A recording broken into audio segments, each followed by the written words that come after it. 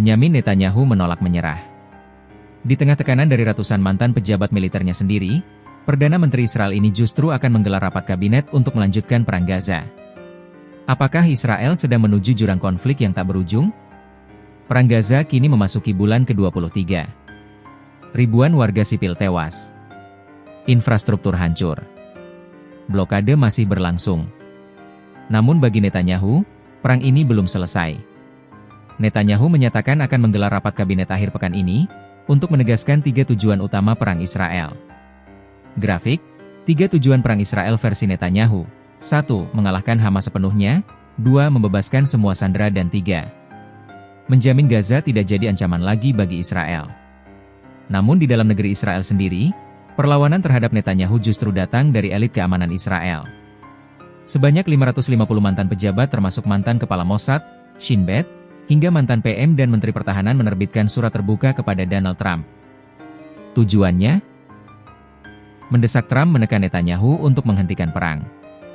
Menurut penilaian profesional kami, Hamas tidak lagi menjadi ancaman strategis bagi Israel. Mereka menyatakan, 2 dari 3 tujuan militer sudah tercapai. Hamas sebagai kekuatan militer dan pemerintahan sudah dibubarkan. Yang tersisa hanyalah soal sandera, dan itu harus diselesaikan lewat diplomasi, bukan senjata. Para penandatangan bukan tokoh sembarangan.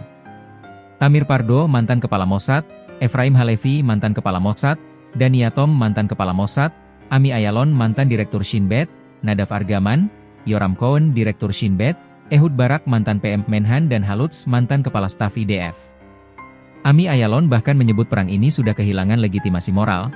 Awalnya perang ini adalah perang defensif. Tapi kini, ini bukan lagi perang yang adil. Mengapa mereka mengirim surat ke Donald Trump dan bukan Joe Biden atau PBB? Karena menurut mereka, Trump masih memiliki kredibilitas dan pengaruh besar di mata rakyat Israel. Para mantan pejabat ini berharap Trump bisa mengarahkan Netanyahu menuju gencatan senjata, lalu membentuk koalisi regional untuk menempatkan otoritas Palestina di Gaza sebagai alternatif dari Hamas. Sayangnya, Netanyahu tampaknya tak menggubris tekanan itu.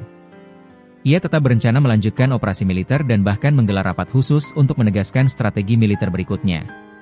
Padahal di lapangan, kelaparan, krisis medis, dan isolasi Gaza terus memburuk.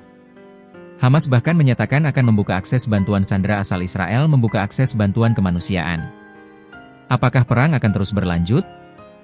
Ataukah tekanan dari dalam negeri Israel sendiri akan memaksa Netanyahu mundur dari ambisi militernya? Yang jelas, konflik ini bukan hanya soal Israel versus Hamas, tapi juga soal bentrokan ideologi dan strategi antara generasi militer lama dan kepemimpinan baru Israel. 550 tokoh elit keamanan Israel sudah angkat suara. Sekarang, dunia menunggu langkah Trump dan reaksi Netanyahu.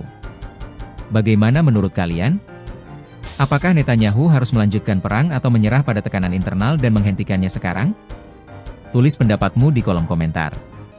Jangan lupa like, share, dan subscribe agar kamu tak ketinggalan kabar terbaru dari konflik Gaza Israel. Sampai jumpa.